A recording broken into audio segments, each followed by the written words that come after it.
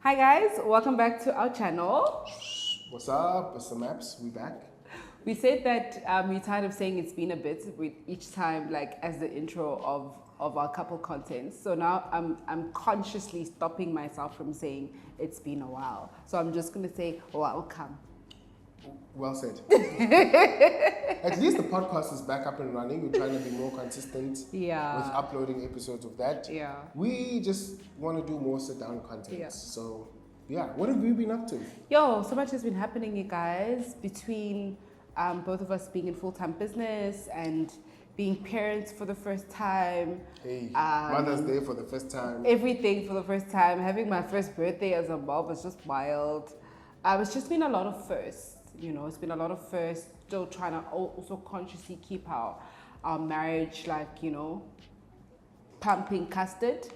Pumping custard. I never heard that before. It's really been a lot, but we're just grateful to God that, you know, with every single thing that we've been trusted to do, there's a lot of growth. There's a lot of growth, yeah.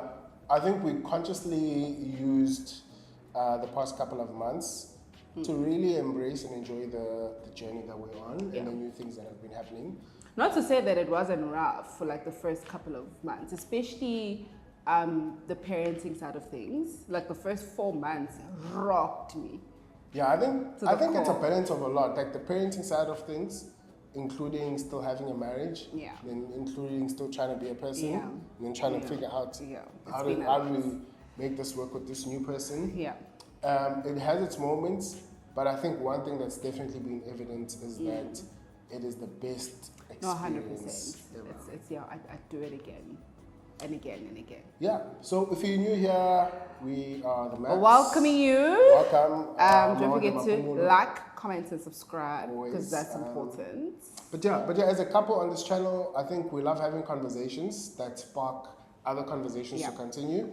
So what we say here is literally our opinions, other conversations we've been hearing or having, and we like to bring it here so that you can continue the conversation with your friends in the comment section. And share, and like also share with us as well, like what are your thoughts, what are your opinions? Today we're speaking about something that's quite interesting. I think we've had this conversation a couple of times. By ourselves, yeah, but like we try to like consciously like speak about it now. And also we've met a lot of people that have actually speak about the same thing. Yeah. Yeah. I think I was watching a status today. Oh gosh, Tando, I think. She was having a brunch for women. Oh, nice. Yes, but also she was just saying, Guti, a lot of people have been commenting, especially even with the guys, Guti, you guys always host brunches that are for women. Can guys come? And that's what she was saying. Guti, you know what? She's opening up a platform to more people to be able to come to the brunch so that it's not just only for women, it's actually open for everyone. And she made a point, I think, in the second part of her story, Uti, at the end of the day, men are important too. No, 100%. And I think that's probably like the core of what we want to speak about. You know, like I think we've experienced it with ourselves, and we've been having a lot of friends discuss the whole thing of, in this current day and age, there is so many women that are empowered, which is great. Because like we've had so many great dope people fighting, you know, for women's rights and for like just for us to be able to like, you know, occupy space and take a stance and find ourselves and, you know, and we've been doing so, we've probably been passing A+ when it comes to that category of women empowerment and just embracing our womanhood and, you know, sharing about our struggles and growing and like all of these things. Yeah. But we've realized that it's caused such a, we think that it's caused quite a significant gap though in like the balance of society. Interesting, yeah. I think I had a friend of mine, when she watches this, she'll know, we had a conversation. And her conversation or her challenge was, even in the workspace, there are so many programs locally and internationally in their business that are focused on women. Like every single month, every single 2 months, they're getting the top businesswomen across the globe, helping them just to balance with their identity, how to manage being a woman in the corporate space, but also etc. And then if we look at South Africa as a whole, I think every single month, every 2 months, etc. Like there is a brunch, there's talks. But I'm looking at the fact that I've been doing a lot of talks, ne? Yeah. I think like a good 90% of those talks have been for women. Yeah, no, it's serious. It's true. So now, because I'm thinking TEDx, like because most of the things that I've been doing have been specifically just for women empowerment. 100%. And in that conversation, she's in a space where she's single, she's in her mid-30s, and she's like, all right, she's trying to go out and she's trying to date. But her conversation, she was like, is she crazy or is she just seeing things? Yeah. Because she's noticing that in the dating field, now the men that they are meeting are not empowered to date the woman that is empowered. Yeah.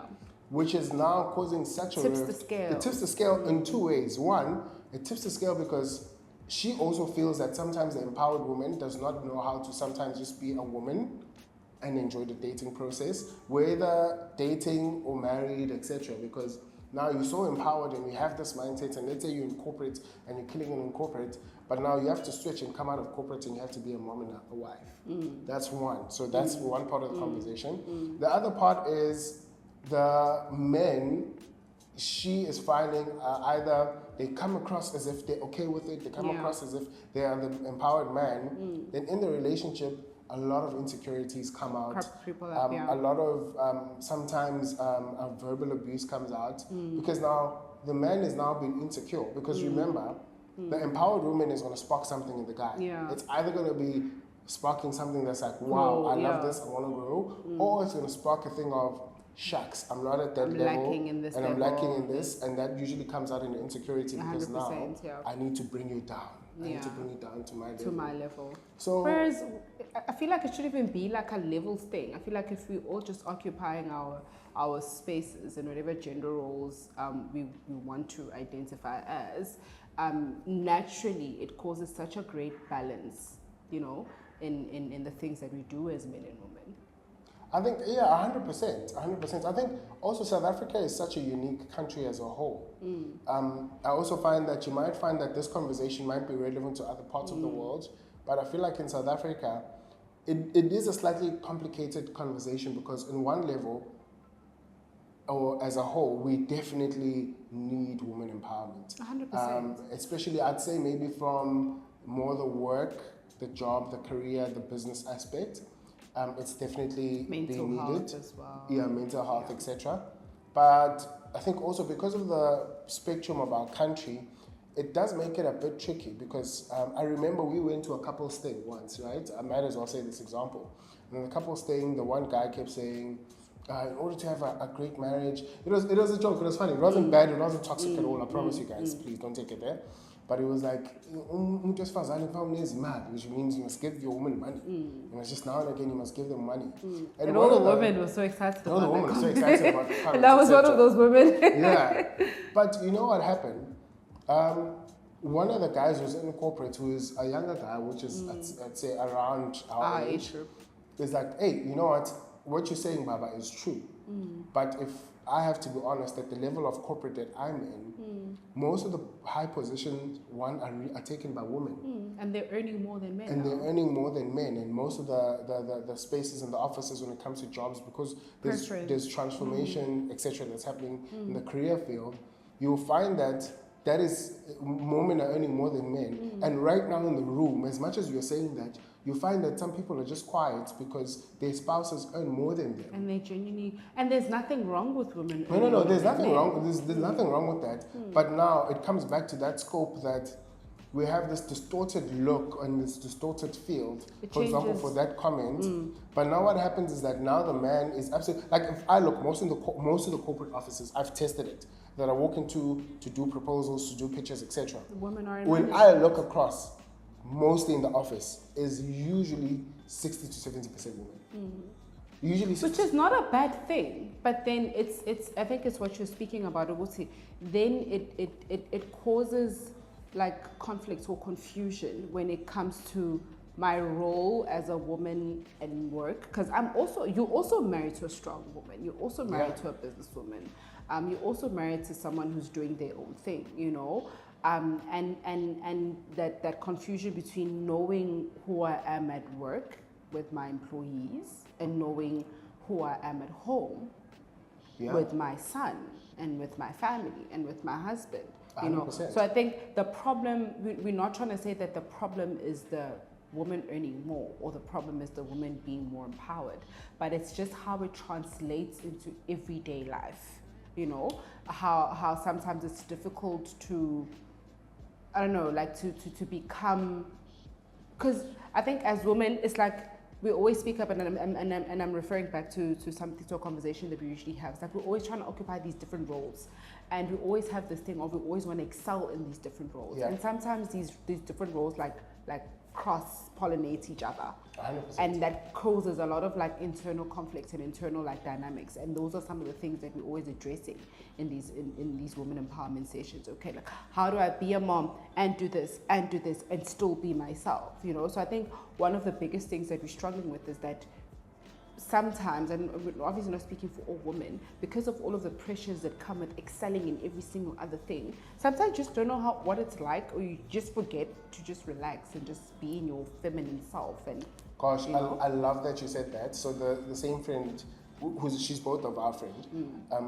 when we were having that conversation, she was saying that she was watching something and she realized it for herself, that because women don't feel safe. Remember, in the traditional relationship spectrum, that's where we're coming from. Women, as men, we make them feel safe, and when women are safe, that's when they're actually able to let go of their guards, and they're actually able to bring out the feminine side of themselves, of who they are. They're much softer in the way they love, they talk, etc. Question, sorry to cut you off. It's just that it's gonna. Yeah. Who do you think the responsibility goes to? Do the men need to learn how to create a cultivating home environment for the strong woman to feel safe enough to drop her guard when she's at home and know that it's okay for me to just be a big baby and be a girl when I'm at home? Do you think it's the men's responsibility to do that, or do you think it's the woman's responsibility to know when to role switch? All right, so we're jumping into the second half of our conversation. So if you want me to answer it now, I can. Okay, I'll come back to that. It is. I'll answer it. Yeah. But because we're leading to that.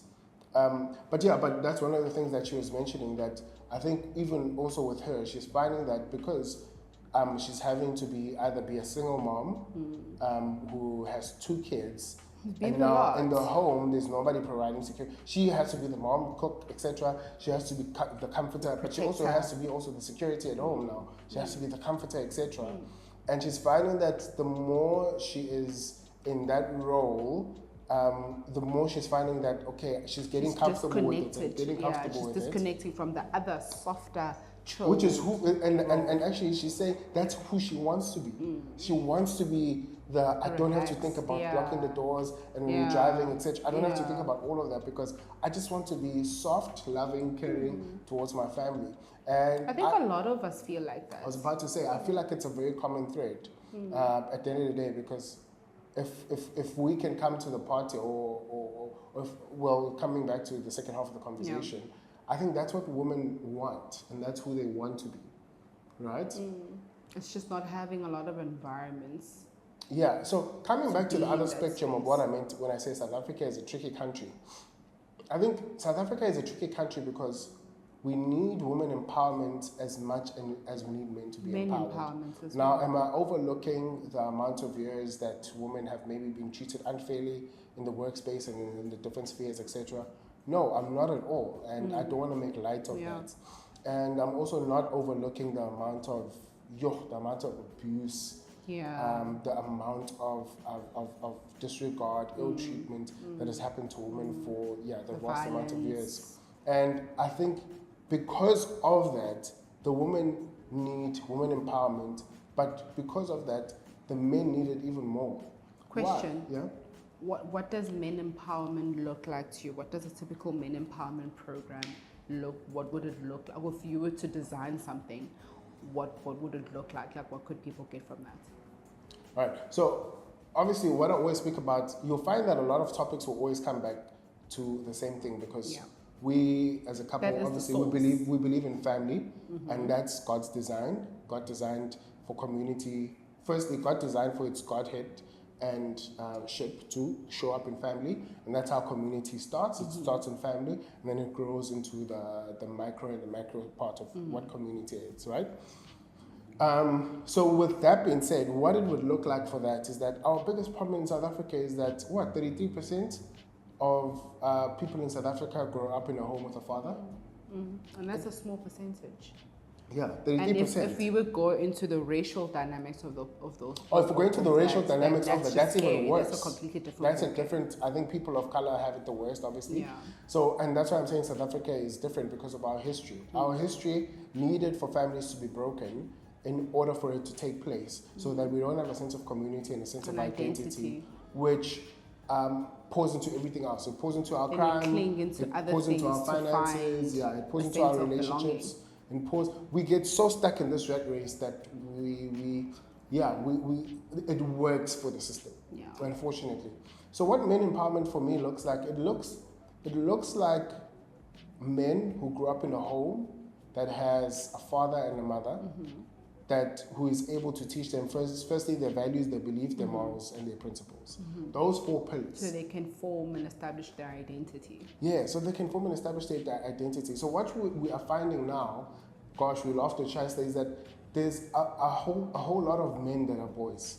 100%. So they look grown, they have beards, they may be having jobs. Some of them are even earning well. But when you sit down and actually have a conversation and a vast conversation with them, you actually find that they're actually just boys. Why? Because they do not have that foundation of their values, their morals, their beliefs, their principles, and people to be accountable to. As well, then undoda must sort of feeds the narrative of in order for you to be a man, you just need money. You just need a couple of zeros in your bank accounts. So then the focus then becomes what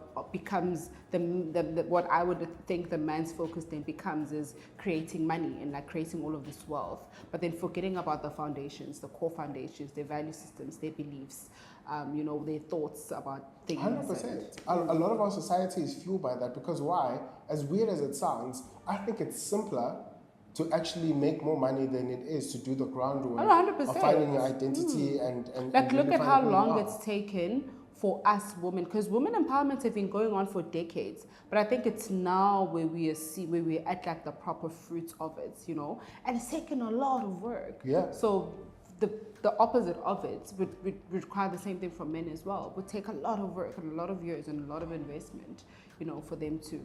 It will take a lot. So I think what you're saying is true. What's happened is that the Indot Damast movement has fueled the man to say, okay, in order for me to shop as a man, I need to have money. And then I think that creates such a toxic cycle because then you get some women. Also, if the women aren't empowered, then their thing of what a man should be is a man who should just have money. There's nothing wrong with a man with money. There's nothing wrong with a man with money. But just don't forget to invest in the other things as well. Yeah, then it feels that narrative. So the man, you walk up in a place and the guys that feel that they're men and they are all the money in the world, but disrespectful. And then, all the money in the world. Abusive, cocky, doesn't know how to treat a lady. Just sends money to the kids, but is not present. Not responsible. So it's creating that cycle again. But then for the woman also, if you're not empowered, then you look at that and you say, that's it. Yeah. And then in real life, you realize that it doesn't have to translate like that. Like it doesn't work like that. No, it doesn't. It doesn't work like that. So I think going back to that, Uguti, women empowerment has to continue and it must be there. But I think the true cry is in order for us to have a better sense of community and a better sense of just building better families. Yeah. Actually, men empowerment is a thing. Like I know we always make fun of men's conference. Yeah. But I really feel like instead of making it just a social media thing, it's actually a serious and a real thing. Speak about men's mental health. Speak about the fatherless like generation. Like speak about all of these things. Share, the impact of it, so that if there's an awareness of what the problem is, then it's easy to then create programs that specifically deal with those things. So speak about finding, like what you say, like the identity, the values, and the traditions and the norms, and also like the societal norms and like all of these other things that are changing. If we don't create safe platforms for men to speak about these things, then they're constantly going to be chasing something that they don't know. 100%. It's true. So I think the challenge with this whole thing is that I think the more you speak to even mostly single women, but women that are just in the career space, they're really having trouble finding Challenge. partners because they are finding that even when they go to places and they link with people, by the time they sit down and they have a conversation, you realize, there's no depth in this person. There's no. It's like, okay, I don't need you to earn. Let's say I don't need you to earn as much as me.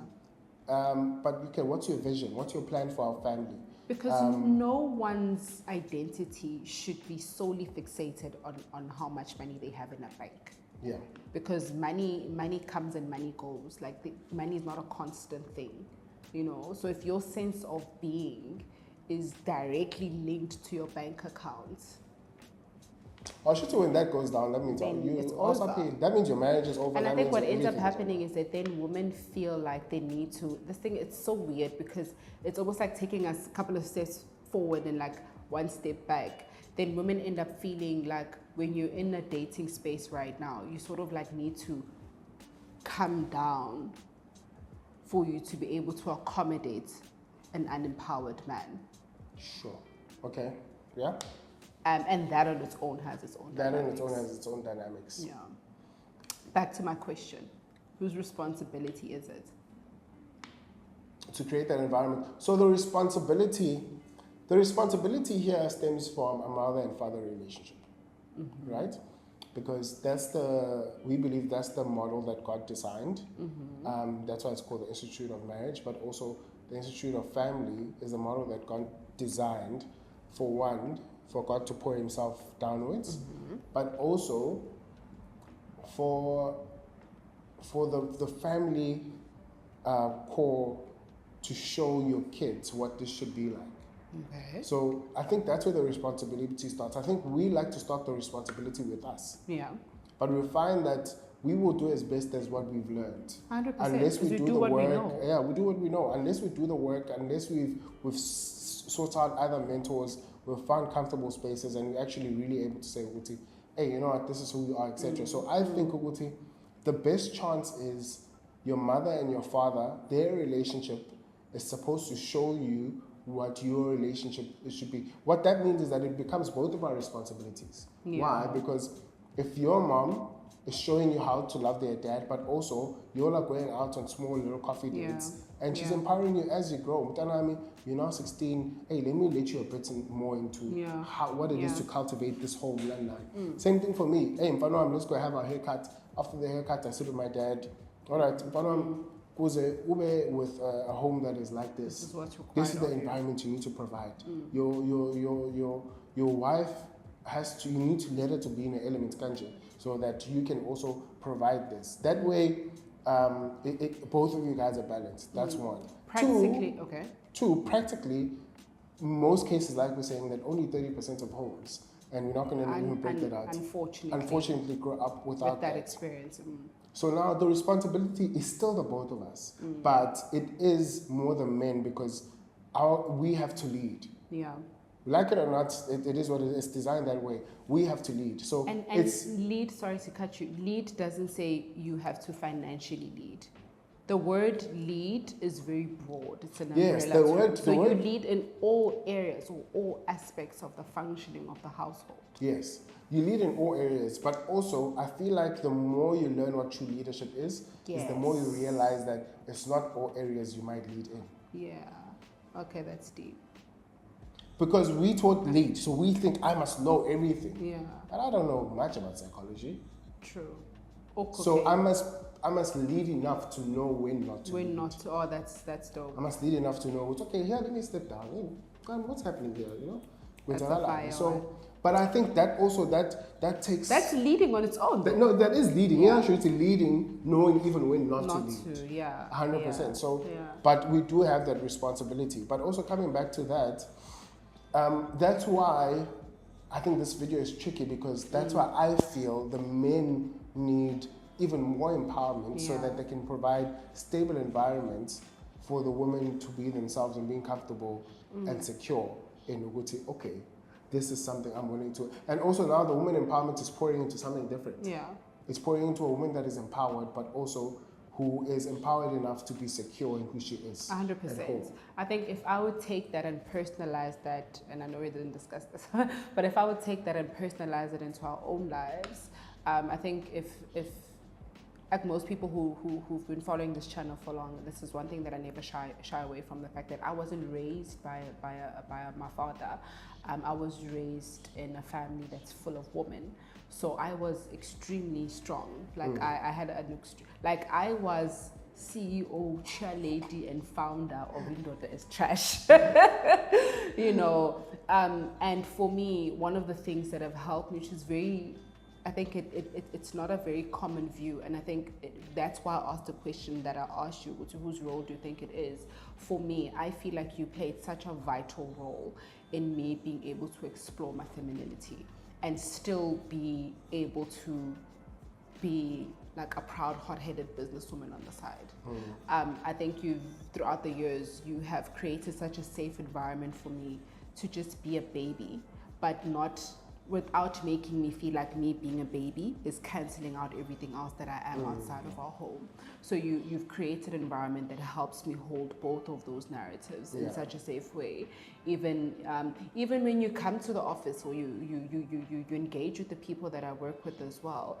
I like how you constantly, whether it's at home or at a coffee shop or at my office, you're constantly providing pockets of peace that you come with, where I can tap into that and know that I can drop my guard and just believe.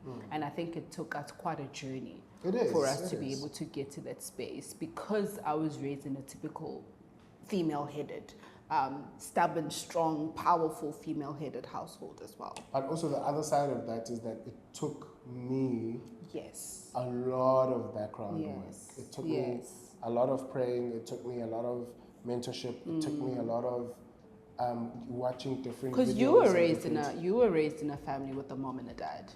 I was raised in a family with a mom and a dad. Yeah, had its challenges, but yes, I was. But you were raised in like a typical family. Yeah, you married the opposite, eh? I married the opposite. But also the background of our families behind that was a strong grandma that raised everybody. And a strong mom as well. And a strong mom, yes, 100%. And a strong mom, very strong, both. But the fruits are how it played out for us, but the roots are the amount of work I had to do. And that's why I'm saying, Guti, I think that's where my cry is. I don't know, in the different spaces, there has to be more environments for men to be empowered. And I think the other challenge is that the empowerment is not for domination, but the empowerment is to be able to lead. There's a difference. The empowerment is not that men must be empowered so that they can now show up. I feel like the more empowered you are, the more you realize how much you actually need to relate and lead and love and provide security. That's so powerful. That is so powerful. I'm thinking about that for myself as well. The minute I became empowered in my role as a woman was when I felt safe enough to tone down when I needed to. Yeah. So it goes both ways. It goes both ways, yeah. So I think for me, my cry is the women empowerment must continue. But I think because of the history of our country, we are very different. We need to own it. We are very different to other countries. What plays out in corporate is what happens at home. Yeah. I think that's what sometimes we miss. We think that we're just all there to look macho and work, etc., which is great. But over and above that, we usually take our communities we come from to the corporate space. Yeah. It's like one of the talks that we were at, copy and paste. And they were talking about the height of seeing the condition of our country in terms of the racism, etc., is actually in corporate. Yes. Because corporate will show you the true self of what is happening in our country. It's like a micro version of the larger society. 100%. So you find a lot of those insecurities and a lot of those things play out in corporate. So my cry is we really need men to come to the party in terms of how do we empower our future men? How do we empower men now? Yeah. Because like we're saying that we're finding that the empowered woman is having a challenge now finding a partner because the man is not empowered. And usually in most cases it ends up in abuse, etc.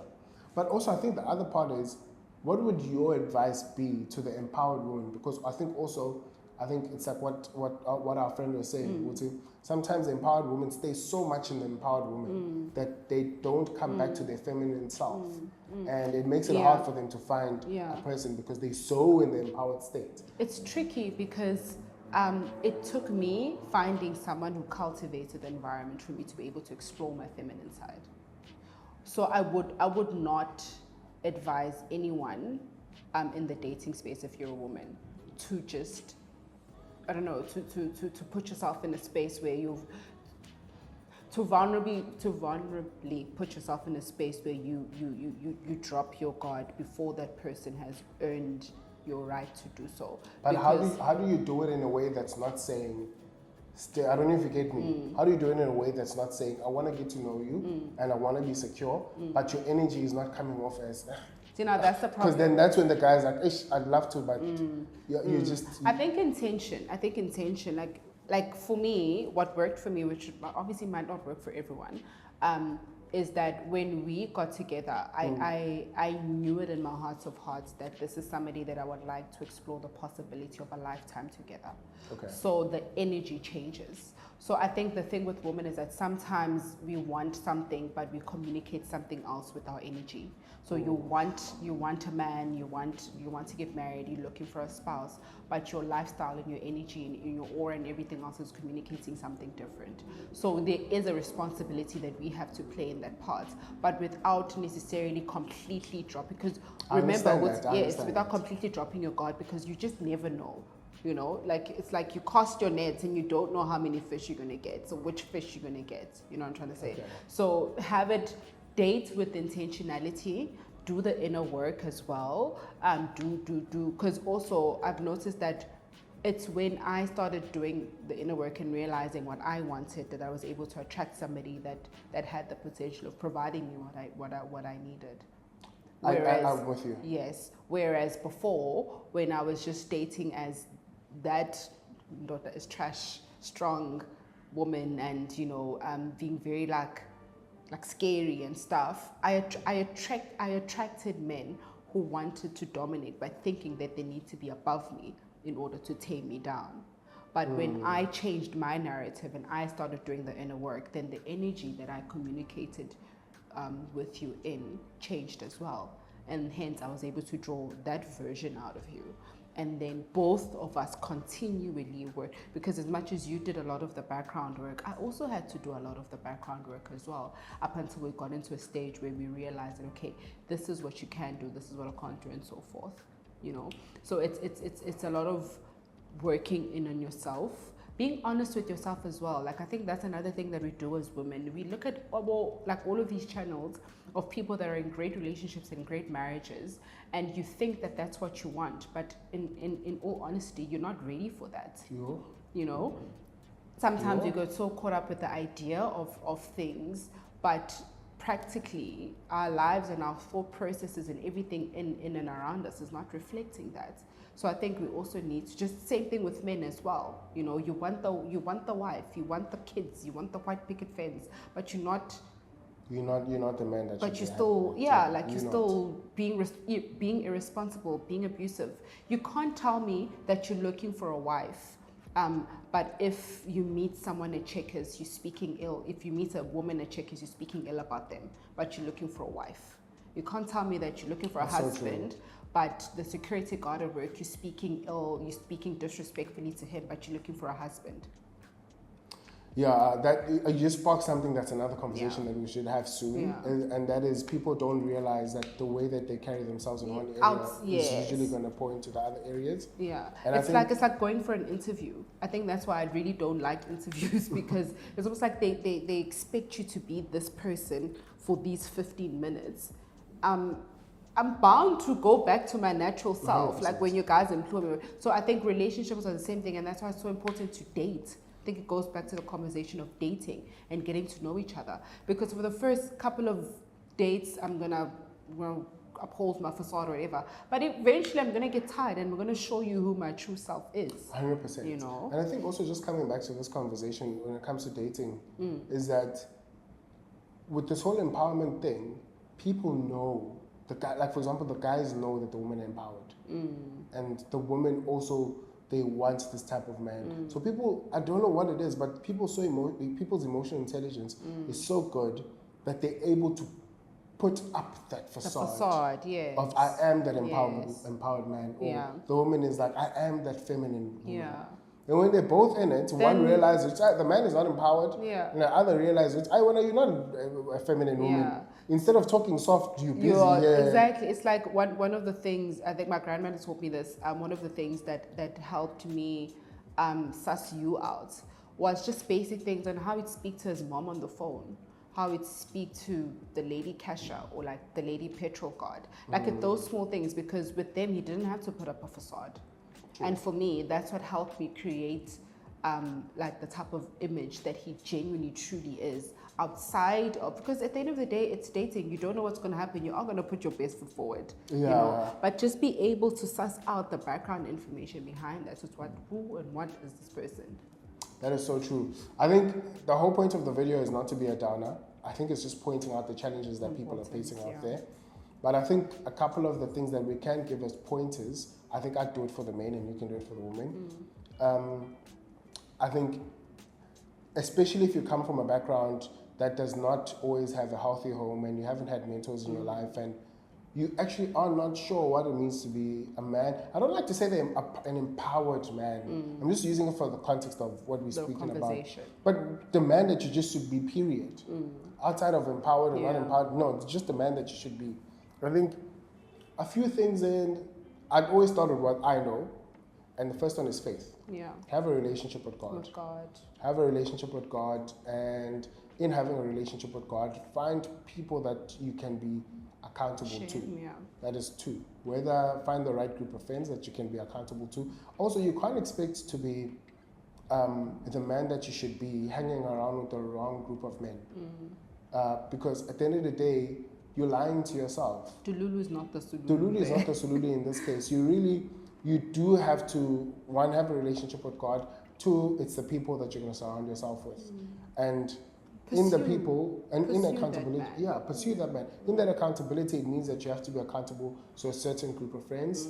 You have to look for certain mentors spiritually, and people that you can see. They're not perfect people, that's another thing. Not perfect people. Also, when it comes to finding people to be accountable to, know which this person, I like this about them, this person I like that, and this person I like that, because you're not going to find everything in one person. You know, one person might have an amazing marriage and they're able to treat their wife well, but maybe their business sense is not the greatest. So you can have multiple mentors that highlight different. Multiple mentors or people to be accountable to.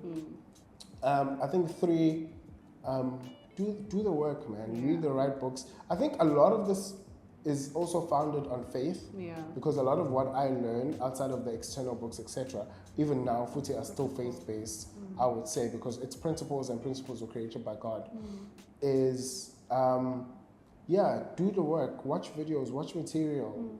Like I watch a lot of Dr. Miles Monroe, Dr. Basil Trine, or Dr. Bill, or Dr. Caroline Leaf, etc. Those are all people that help shape my understanding of my identity, my values, my beliefs, what type of person should I be, and how will I get the family that I want, etc. So I think do that work. Thirdly, and I think the 4th thing is just attend the right things. Be mindful, and take responsibility. Take responsibility for yourself. Don't look at the people around you, etc. Be at a space where you take responsibility. And somebody, Dr. Basil Trine said something so powerful. He said, the moment you get offended, that's not a bad thing. It's a good sign, because that means you need to pause and you actually get to reflect and say, why was I offended by that? So have a lot of reflection moments. So that's what I'd say. If the programs aren't there yet, you have to do the work, because you're the one that wants to be that.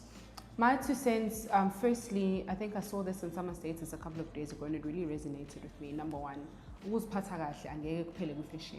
so carrying yourself, I don't even know how, I feel like it has so much depth if I say it in isiZulu, but carrying yourself in a nice way. Like I don't know even how to. How do you? Because you're trying to direct because it's deep when I say it's in my home. The thing is, in Zulu, when you say "ukuziphatha," it means a lot of things. So it might mean to carry yourself well. Yeah, but I'm just trying to say, it might be carrying yourself well, being nice, being kind, doing things that represent you in a good light and make your family and parents proud. But also being protective of yourself, you know, like carrying yourself out as if you're the best thing that's ever happened type of thing. Not in a proud way, but just in a way of, don't just be sharing parts of who you are with whoever, you know. So like be very protective of yourself, like honor yourself, respect yourself.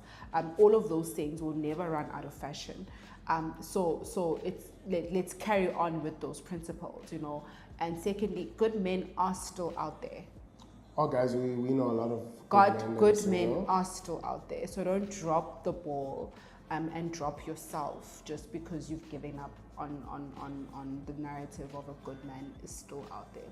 And I probably should have started here, but obviously the biggest one of them all is faith as well. I think for me, the more I grew in the word, the more I grew in my character as a woman. At the end of the day, the word of God is our blueprint. If you want to know how to be an amazing dad, go to the word of God. If you want to know how to be an amazing wife, go to the word of God. If you want to, same thing with being a husband. You know, our identity should always be formed in Christ over and above everything else. So you be who you need to be. You do what you need to do.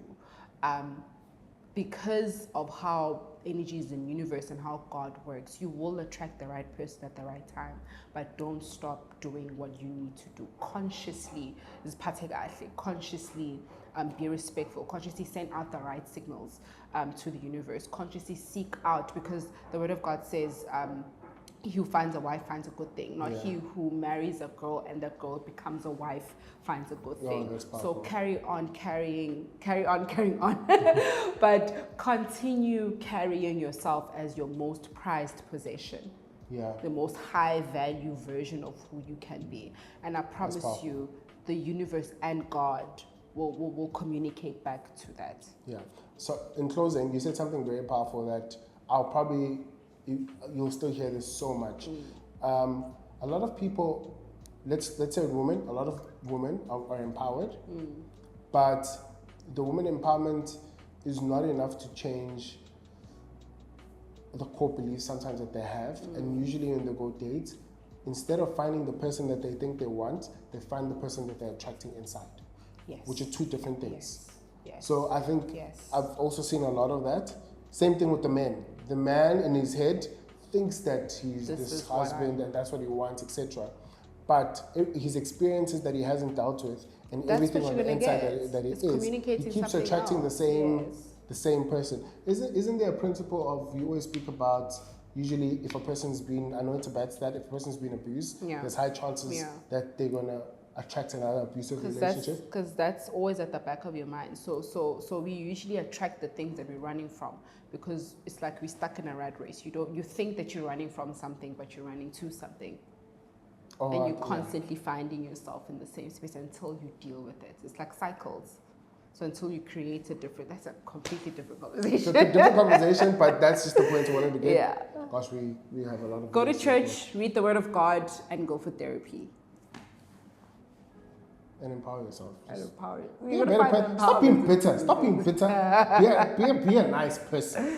You know, that's another thing. I feel like people think having this facade and being bitter or being this person makes them look like they got things all together. So scary. I find that it doesn't. I don't do business with people that I mean to, let's say, to waiters or waitresses. Yes. Because I realize, if you cannot be nice here, unprovoked, then what does that say about the truth? But guys, thank you so much. I know it's been a longer video than we anticipated. We always appreciate everybody that participates in our conversations, and we always say we have conversations that spark other conversations. We don't think everything we say is right, but it is a conversation that we do have. And if you have your own thoughts, we really love to hear what you think in the comment section. And how can we make this world a better place? Given the topic that we just had. Thank you so much, guys. If you are new here, please don't forget to like, comment, and subscribe. And subscribe. Please, guys, do. It really does help the algorithm. And hopefully more people get to find this video. And we hear what they think. The maps, it's always amazing.